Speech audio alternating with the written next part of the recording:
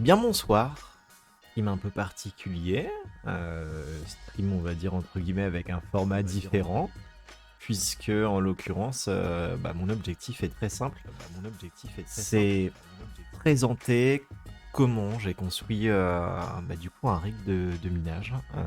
Je vais prendre étape par étape, histoire que tout simplement les personnes qui ont envie de s'y mettre, qui sont des bras cassés comme moi, et ben du coup, aient un petit peu une idée de comment faire.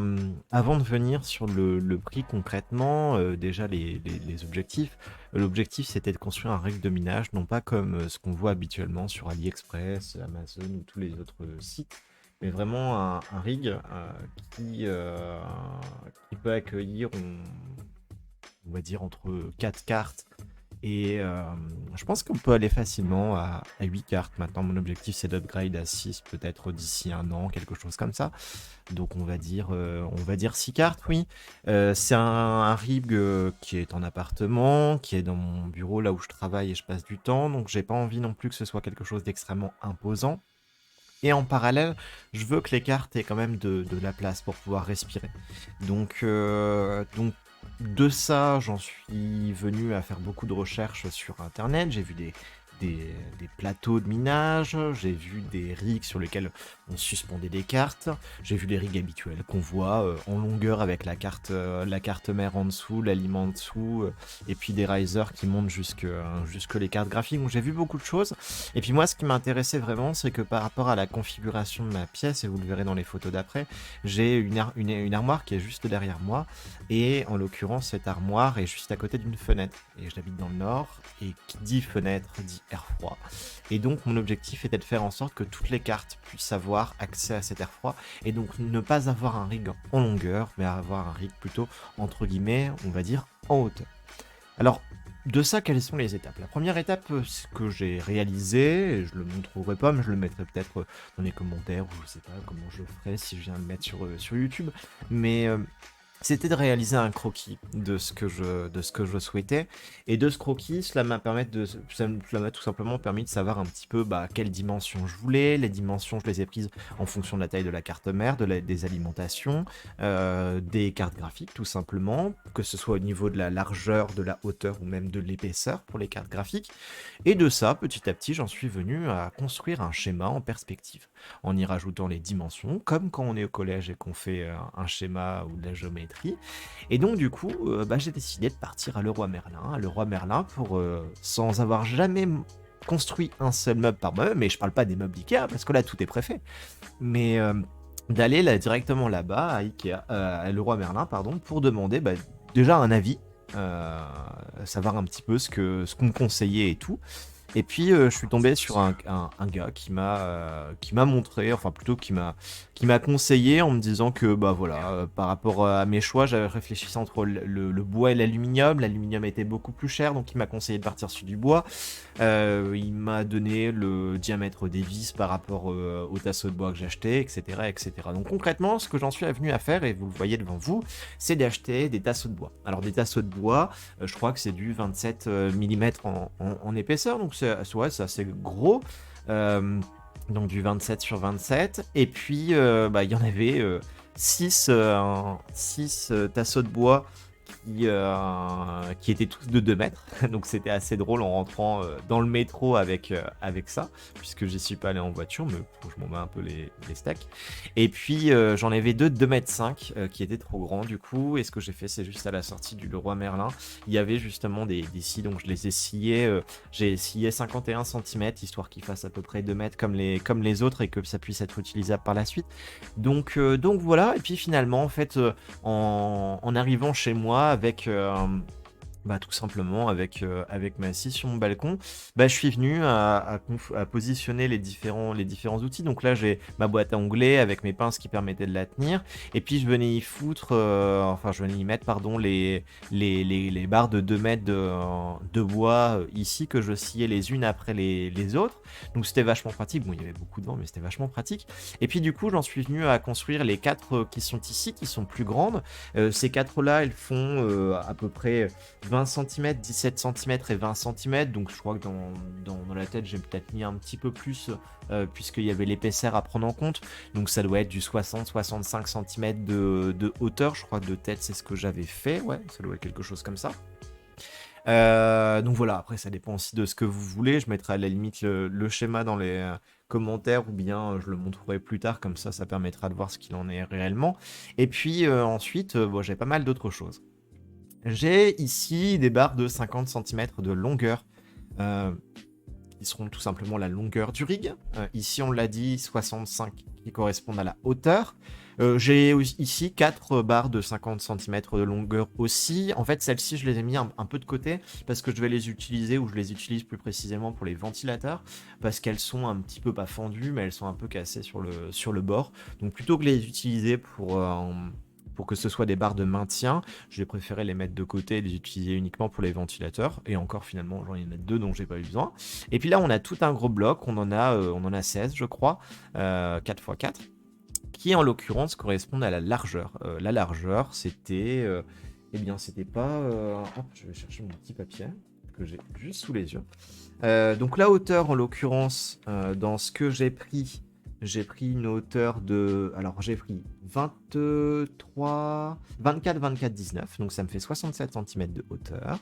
Et ensuite, pour ce qui est de la largeur, j'ai pris 50 cm. Pardon, la longueur, j'ai pris 50 cm, et la largeur, j'ai pris 40 cm. Donc ça, c'est pour donner un petit peu l'idée des différentes dimensions. De ça, qu'est-ce que j'en ai fait? Bah, du coup, une fois que j'ai passé l'étape le Haut Merlin, l'étape découpage, j'ai juste pris, bon, je n'ai pas pris une photo, mais j'ai pris du papier à poncer. Et ce que j'ai fait, c'est que j'ai poncé un petit peu les bords. Les bords directement ici, je sais plus si je l'ai mise, non, je l'ai pas mise. Mais donc en ponçant les bords et puis en ponçant un petit peu sur les côtés, parce que par exemple ici, quand c'est un peu cassé des fois, c'est les genres de choses qui peut derrière venir foutre des échardes ou bien même endommager le matériel. Donc j'ai passé un petit coup de ponçage, histoire que qu'il puisse pas y avoir de soucis dans le futur. Et puis du coup, on se retrouve avec tous nos tasseaux de bois coupés, et puis bah du coup, on arrive sur la partie où on va petit à petit les monter. Bon, pour les monter, c'était un peu compliqué à faire tout seul, donc là, on va en mode posé. Ce que j'ai fait, c'est que je suis venu à créer en gros deux portes-fenêtres qui sont celles-ci, avec ici une première hauteur qui est une hauteur, bah, comme je le disais, de 24 cm, ensuite 19 cm pour l'alimentation et la carte mère, et enfin 24 cm à la fin, tout en haut pour les cartes, pour la deuxième rangée de cartes graphiques.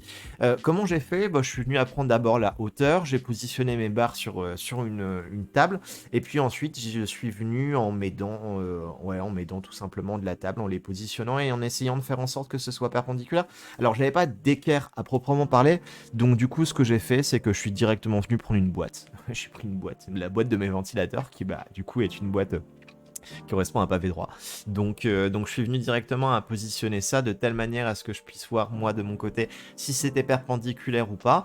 Et puis bah du coup je suis venu visser. Alors faut savoir que au niveau du diamètre, j'ai pris des vis de 6 cm de long. Puisque bah, c'est des vis qui vont devoir bien tenir, et puis surtout il y a des fois elles vont prendre deux épaisseurs de bois. Par exemple ici j'ai la première épaisseur de bois ici qui doit être de à peu près 3 cm, et derrière j'en ai encore donc du coup 3 cm, donc c'est pour ça. Et puis au niveau du diamètre, j'ai pris du 4,5 mm. Histoire de vous donner un petit peu une idée, c'est ce qu'on m'a conseillé. Et puis surtout, quand on travaille avec des tasseaux de bois comme ça, qui sont du préfet, absolument d'abord percer avec bah, du coup une perceuse, et ensuite on visse. C'est hyper important, j'ai eu aucun problème en faisant ça, j'ai pas essayé en essayant de visser directement, mais visiblement, en tout cas, la stratégie marche, même si effectivement ça prend peut-être pas 2 fois plus de temps, mais moi j'avais qu'une seule perceuse, ça prend plus de temps. Donc du coup, je suis venu à construire le premier. Bon, le premier, nickel. Et puis sur le deuxième, qui est juste derrière, le deuxième, c'était beaucoup plus compliqué. Pourquoi? Parce que bah, c'est comme quand on est en géométrie, hein. Quand on vient construire une figure, il y a des petits décalages, et les petits décalages plus les petits décalages forment des gros décalages. Et donc au final, ce qui se passe, c'est que je me suis retrouvé avec une deuxième partie de frame, enfin de rig, qui était bah, trop... Ouais, elle était pas droite concrètement, c'était pas droit, et puis du coup ça allait pas. Donc il y avait des perpendiculaires qui l'étaient pas du tout. Enfin bref, donc j'ai essayé de tout retoucher un petit peu en retirant les vis, en essayant de refixer, en fixant pas trop et tout. Et j'avoue que quand j'en étais là, bah, du coup, il a fallu que je fixe maintenant, bah, ce qui va justement repermettre de relier ces 2 parties et bah, pour relier ces 2 parties, ce que j'ai fait, c'est que, bah, vous voyez là, ici, j'ai ma table avec tous mes outils et donc du coup, j'ai pris les 2 choses qu'on voyait initialement et je suis venu, eh bien, visser perpendiculairement, différents, bah, du coup, tasseaux de bois. Alors, en l'occurrence, la partie initiale qu'on voyait, hop, qu'on voyait juste ici, ça correspondait en fait, aux 2, alors du coup, ça, c'était du 50. Donc ça, c'est, aux 2 longueurs et puis ensuite, je suis venu fixer les largeurs directement dessus. Donc là, que j'ai mis en vertical et puis, quelque chose à faire attention tout de même, c'est que non, non, ouais, si, c'est que là, si on regarde par rapport à l'onglet de ma souris qui se situe. Ah non, on voit pas l'onglet de ma souris. Bah, par exemple, si je prends le premier point vertical qui est tout devant nous, où il y a bah, du coup 3 axes, donc les 2 axes de départ plus la perpendiculaire vers le bas. Si je prends l'axe ouest-est, donc de la droite vers la gauche, en l'occurrence, il y a une première vis. Et il y a une deuxième vis que je suis venu visser du coup du nord vers le sud. Et donc là, faire très attention à ce que les vis, quand on vient faire ça, ne se touchent pas. Donc pour ça, faut juste faire attention au perçage, faut anticiper un petit peu, mais franchement, je m'attendais à ce que ce soit compliqué, et finalement, c'est passé tranquille. Donc de là, bah, j'ai mes deux parties qui sont prêtes. Je me suis arrêté là pour le premier enfin la première après-midi. Faut savoir que j'ai passé 2 heures à Leroy Merlin. Pour le sillage, j'ai passé 1 heure et quart, quelque chose comme ça. Le sillage ponçage.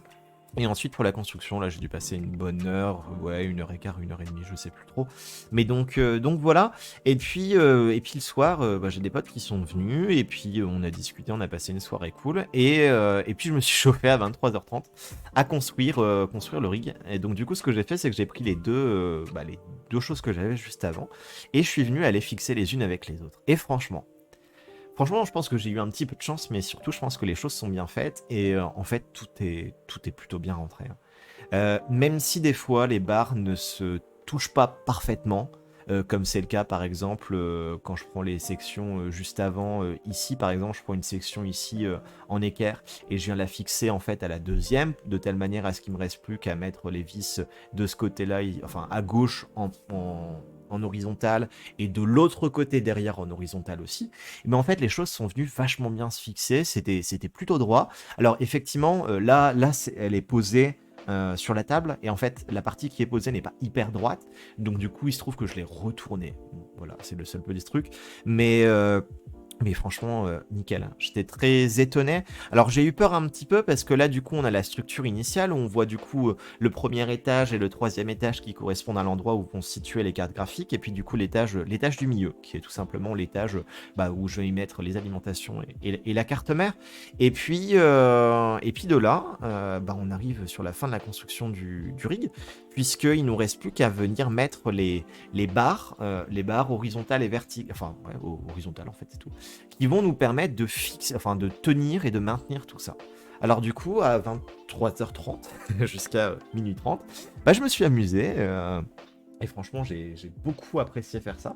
Je me suis amusé à prendre les barres et à venir les fixer. Alors du coup, là ce qu'on voit, c'est juste la première partie. Si on regarde l'étage numéro 2, on voit des barres qui sont fixées de la gauche vers la droite. Donc c'est des barres de 40 centimètres. Ces barres, en fait, elles vont permettre de maintenir la carte mère ainsi que les 2 alimentations. J'en ai mis 4, j'aurais pu en mettre une cinquième au milieu, mais je ne l'ai pas fait. Parce que finalement pas nécessaire, et puis ça me permettait d'avoir plus de place au niveau du passage des fils, et puis finalement j'en suis plutôt content. Et pareil, alors il y a une ou deux barres qui est un petit peu trop grande par rapport aux 40 centimètres, puisque forcément il y a plein de petits décalages. Ce que j'ai fait, c'est que j'ai poncé un petit peu sur le côté avec ma feuille de verre, et puis finalement c'est passé tranquille. Franchement, c'était pas la partie la plus compliquée. La partie la plus compliquée, c'était le tout départ, quand il fallait commencer à assembler la structure. Mais donc de là, bah, du coup, c'était presque terminé, puisque la seule chose qui nous restait à faire, c'est sur l'étage qui est tout en bas, donc l'étage numéro 1, et en fait sur l'étage numéro 3.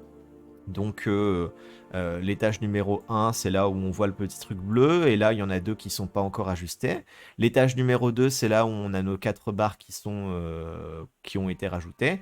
Et l'étage numéro 3, c'est juste au-dessus de nos 4 barres. Eh bien, ce qui se passe, c'est quoi? C'est que, bah, du coup, sur cet étage numéro 3, où on va venir y poser notre deuxième partie de carte graphique, eh bien, à cet endroit-là, il manque effectivement 2 barres qui sont des barres de 50 centimètres de long, donc en longueur. Qu'est-ce que ça donne? Eh bien, ça donne qu'une fois fixé, on obtient ça. Hé hé!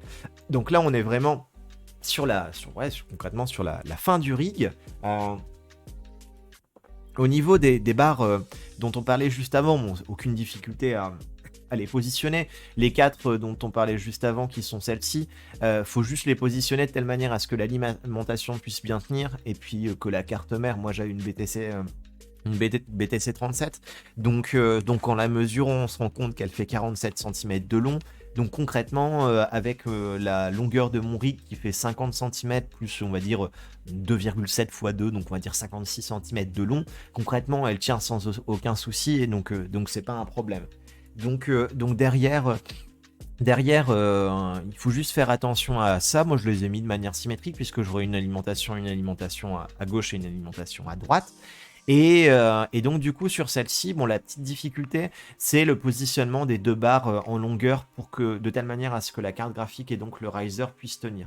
Donc, d'abord, j'ai commencé à fixer ces deux-là. En gros, ce que j'ai fait, c'est quoi? C'est je suis venu prendre ma carte graphique, je suis venu la positionner directement sans même avoir la barre qui permet de tenir la carte graphique sur laquelle je suis venu fixer la carte graphique avec une petite vis. Et donc, du coup, j'ai essayé de positionner mon riser. Alors, il se trouve que la barre la plus importante, c'est la barre qui est sur l'arrière de la carte graphique. Là, qui est là où on a le PCI Express qui va venir rentrer dans le riser et pardon et l'USB du riser. Pourquoi? Parce que c'est là vraiment où ça va venir s'y fixer. Il se trouve que dans le rig que j'ai fait, la première barre, celle qui touche le début du riser, donc là au niveau du F de GeForce. Et le riser vient pas parfaitement se positionner là-dessus. Bon, j'ai laissé comme ça, je me suis pas trop embêté. En vrai, c'est lié à tous ces petits décalages. Donc j'ai fait ça sur l'étage 3, j'ai fait ça sur l'étage 1, c'est passé plutôt tranquille. Hein, voilà. J'avais un peu peur en positionnant la carte graphique et quelques bouts de bois, cire de bois qui viennent se positionner, mais finalement, aucun souci. Je faisais bien gaffe quand même à passer un petit coup mes mains sur un radiateur, histoire que j'ai pas d'électricité statique qui viennent se positionner sur la carte, mais aucun souci.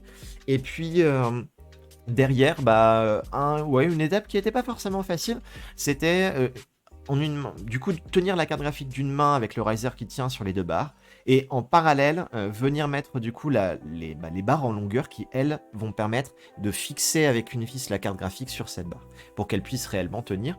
Et puis en l'occurrence, ce que j'ai fait, c'est que directement j'ai positionné ma carte graphique, je l'ai positionnée tout à gauche du rig, puis tout à droite du rig. Ça m'a permis du coup de mettre un petit trait. Faut pas hésiter à mettre des traits sur le bois, hein.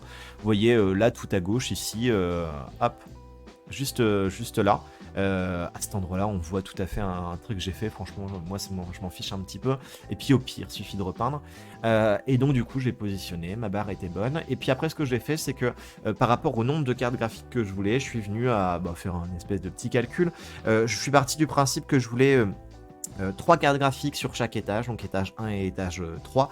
Et donc du coup, avec les KFA2 qui ont un ventilateur supplémentaire en plus des 3 initiaux, qui a un ventilateur supplémentaire derrière. Donc du coup, elles ont 8,59 cm d'épaisseur, dont j'ai pris pour 49,5 cm de longueur. Tout à l'heure je disais 50, mais exactement c'est 49,5. J'ai pris 3 cm de rien, 9 cm de carte, 8 cm de rien, 9 cm de carte, 8 cm de rien, 9 cm de carte, 3 cm de rien, approximativement. Ce qui vous permet de donner une idée. Et puis dans les 9 cm de carte, vous faites votre petit trait et vous mettez l'endroit où vous allez visser en plein milieu. Moi, ce que j'ai fait, c'est qu'avant de visser directement la carte dessus, je suis d'abord venu à pré-percer un tout petit peu, histoire que le trou soit déjà fait. Bon, là c'est un petit peu chiant avec la perceuse, mais il suffit juste de la manipuler correctement. Un tout petit peu l'endroit où j'allais percer, où j'avais fait mon petit rond avec mon stylo pour savoir à quel endroit j'allais positionner le support de la carte. Et puis après, je suis venu mettre ma vis. Concrètement, qu'est-ce que j'ai pris en diamètre? C'est une vis qui est très petite, hein, ça doit faire 1 centimètre, même pas. J'ai essayé de le faire le moins possible proche du bord, de telle manière à ce que le bois ne fonde pas, et finalement c'est bien passé, donc tant mieux. Et puis en diamètre, ça doit être Les précédentes, celles dont on parlait, c'était du 4,5, donc ça doit être du 3, 3,5. Enfin, faut pas un truc énorme. Faut tester. J'ai pris à Leroy Merlin un petit sac avec des vis de la taille. J'ai pris voilà, 1 centimètre ou 1,5 cm, c'était pas beaucoup. Mais surtout de diamètres différents, de telle manière à ce qu'on teste. Au pire, de toute façon, ça coûte pas bien cher. Donc voilà. Et d'ailleurs, tout à l'heure, on parlera du prix. Donc du coup, une fois que ma carte est positionnée, super, on vient de faire nos différents points, on a pré-percé les trous. Moi en l'occurrence j'ai laissé mes vis, je vais avoir 4 cartes graphiques qui vont arriver dans les jours qui viennent. Et donc du coup j'en ai déjà une première, j'ai sûrement la deuxième de mon PC que je vais sortir. Et puis du coup je vais laisser les trous au niveau des autres. Et donc là ça y est, notre ring est terminé. Donc concrètement la question qui se pose maintenant c'est, maintenant que notre ring est terminé, qu'est-ce que ça donne? Quelle photo je vais commencer par vous montrer. Je vais commencer avant de vous montrer les photos parce que c'est quand même le truc sympa. Vous parlez du coup. Concrètement, si on va sur AliExpress ou n'importe quel site, un rig de minage 8 GPU coûte à peu près... Non, merde, c'est pas ça que je voulais vous montrer d'ailleurs. Un rig de minage coûte à peu près, c'est quoi dans mes souvenirs, on en a pour 50 balles, quelque chose comme ça, ouais. 50 balles, c'est quand même... c'est le minimum, hein. Et en réalité, hop, je vais juste faire ça, voilà. Et en réalité, souvent, c'est plus, en fait. Moi, je me rappelle, sur AliExpress, je voyais plein de trucs à 60 balles. Amazon, ouais, des 50. Mais, enfin, bref. C'est beaucoup. Effectivement, c'est plutôt du métal, donc c'est solide. Mais en même temps, c'est forcément en longueur, et puis on fait pas ce qu'on veut. Et puis, il y a peu d'espace entre les cartes, faut le dire. Donc concrètement, moi par rapport au projet que j'avais, j'en suis venu pour mon rig à en être là. Alors du coup là c'est par rapport à tout ça pour vous donner une idée de combien j'ai dépensé. Pour l'instant je suis à une dépense de 3100, sachant que j'ai dépensé pour deux 3080, deux cartes graphiques, l'une à 1200 et l'autre à 1188, et j'attends les drops FE pour en avoir pour avoir deux FE à 760. Donc toujours de 3080. Pourquoi des 3080 sans rentrer dans les détails? Parce que c'est les cartes graphiques qui seront vendront à mon sens le mieux dans le futur, qui sont les plus efficientes en termes de minage de plein d'autres cryptos, qui en Ethereum sont pas trop mal. Et puis concrètement, même si le coût est effectivement élevé, je sais que je vais sur les 4 en garder une pour mon PC. Et puis du coup les 3 autres, au pire je les revendrai. Et puis c'est pas grave, de toute façon la crypto est un investissement. Au pire je me plante, et puis c'est pas grave. De toute façon c'est de l'argent qui dormait sur un CCP, donc c'est pas un souci. Et puis franchement ça me fait kiffer. Je pensais pas autant, mais ça me fait kiffer. Concrètement, donc pour les cartes graphiques, on est à peu près à 1200 unités. C'est le prix, la fourchette très basse de ce qu'on peut avoir. Actuellement, on est mi-février. Faut savoir qu'il y a encore 4 mois, elles étaient à 1500 minimum. Donc 1200, c'est vraiment la fourchette très très basse, hein. Concrètement, tous les jours, avec les notifs que j'observe, les cartes graphiques, elles sont à 1400, 1500. Donc c'est vraiment pas ouf. Et puis il y en a deux qui arriveront à 760. Au niveau de la carte mère, j'ai la carte mère à 199. C'est une BTC 37, alors je sais que j'aurais pu l'avoir à 130, 150, mais j'ai eu la flemme d'attendre et que ça vienne de Chine. Je vous la voulais tout de suite, donc j'ai mis le prix. Ça venait de France, comme ça j'avais pas de soucis. Une pile de carte mère, j'ai payé à 4 balles. Donc pour la BTC 37, c'est une pile bien particulière. D'ailleurs, si ça vous intéresse pour des vidéos pour le montage de rig, il y a d'abord la vidéo de Monsieur TK. Qui est un youtubeur belge qui parle justement d'un montage d'Arig avec des 30-60 sur une BTC 37, très intéressant. Et puis en parallèle, les vidéos de Seb Fintech, qui est un youtubeur, je pense canadien, où il fait plein de trucs et c'est génial. Donc la pile était déjà fournie avec la carte mère, mais j'en avais acheté au cas où, j'en ai 5 pour 4 €, donc bon, ça servira. Pour la RAM, j'ai décidé de prendre, d'ailleurs j'ai mis 4 Go, mais c'est pas du 4 Go que j'ai, c'est du 8 Go. En DDR3 1600 MHz, il y a des fréquences particulières. Si vous prenez une BTC 37, je vous conseille de regarder la vidéo de Monsieur TK. Donc voilà, 50 balles. J'aurais pu diviser par 2 le coût en prenant une 4 Go, mais j'ai préféré prendre une 8 Go histoire d'assurer si finalement je viens avoir à 6 3080. Une clé USB de 64 Go pour booter sur iOS. J'ai pris 64 Go parce que je pourrais le réutiliser pour le taf. Un split d'alimentation puisque j'en aurai 2 de 1000 watts. La Corsair 1200 watts, c'est une alimentation que j'avais achetée à la base et que finalement j'ai retourné puisque j'ai décidé de faire un changement et de prendre plutôt deux alimentations de 1000 watts donc d'avoir 290 euros plutôt qu'une seule de 1200 watts pour 270 euros. Concrètement, les EVGA 1000 watts sont des 80 plus Gold et la Corsair 1200 watts était une 80 plus Titanium. Concrètement, il faut du Gold plus minimum. Le Titanium, sur tout ce que j'ai entendu et puis ce que j'ai regardé un petit peu, la différence de prix n'est pas nécessaire par rapport à ce qu'on va gagner en termes d'électricité, peut-être sur le très long terme, mais concrètement, voilà. Donc j'ai pris 2 alimentations 1000 watts EVGA pour 290 au total. Donc au final, pour tout ce qui est lié à la carte mère, j'en ai pour 570 balles. Au niveau du reste, j'ai pris wattmètre pour savoir un petit peu ce que c'était au niveau de mon ampérage et puis du coup de mes watts, des Rilsan qui en gros sont des ouais, ce qui permet tout simplement de câbler. Alors là du coup ce qui est dans le jaune c'est ce qui est déjà parti sur mon compte en banque ou pas, mais donc voilà, j'en ai pris une centaine, bon, peut-être pu trouver mieux, mais j'ai pas, voilà, bref. Un ventilateur, je voulais faire un test sur AliExpress à 9 balles, je pense que c'est très cher par rapport à ce que ça va être, mais je voulais voir.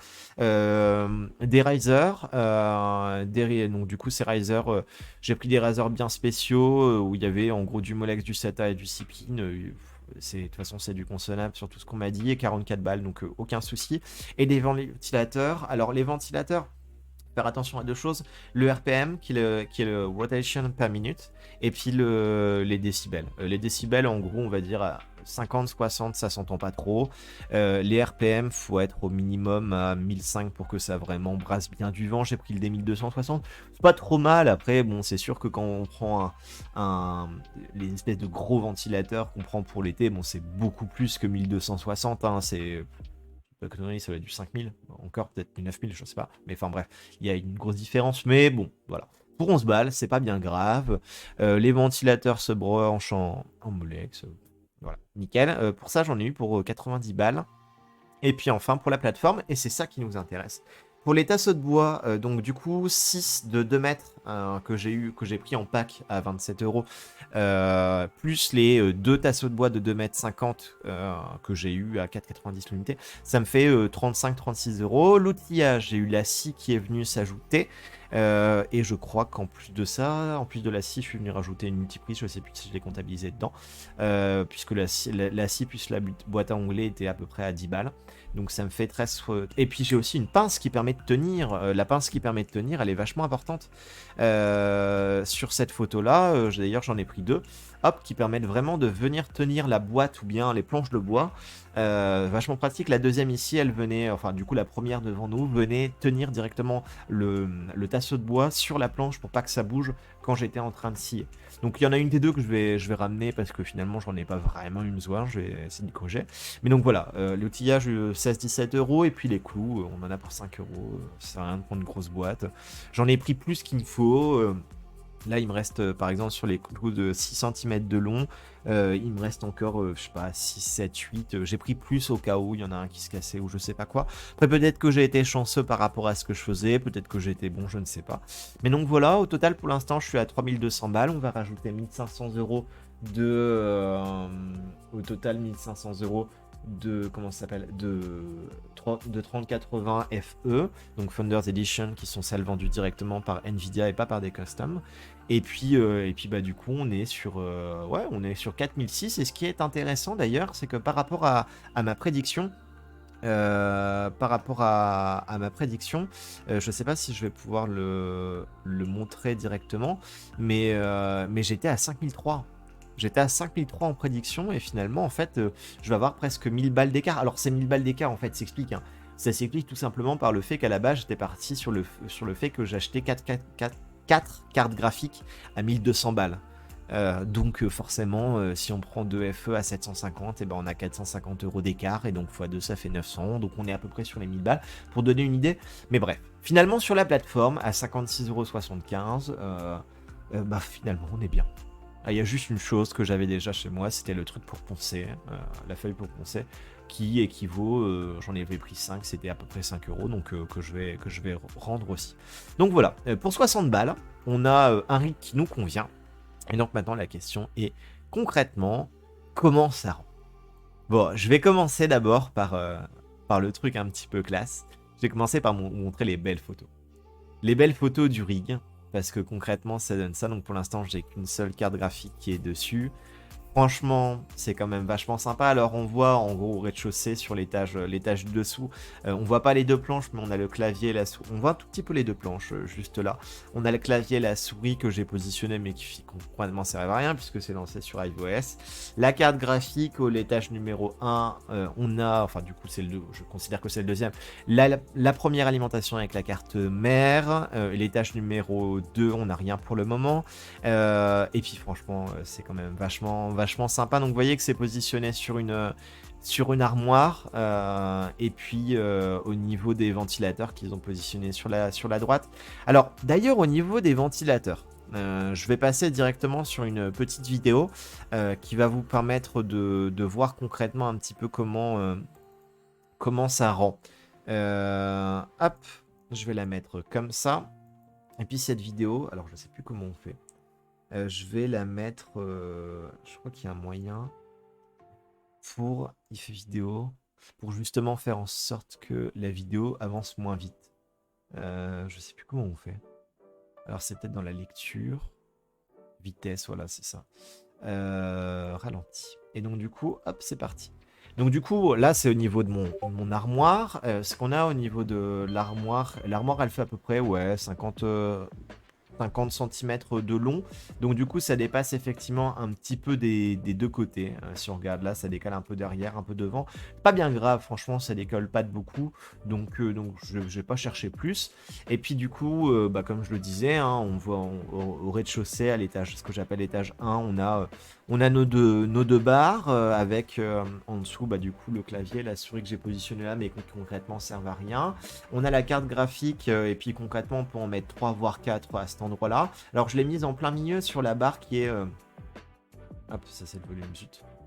Qui est juste à gauche. Donc cette barre c'est celle sur laquelle je suis venu fixer avec une vis la carte graphique.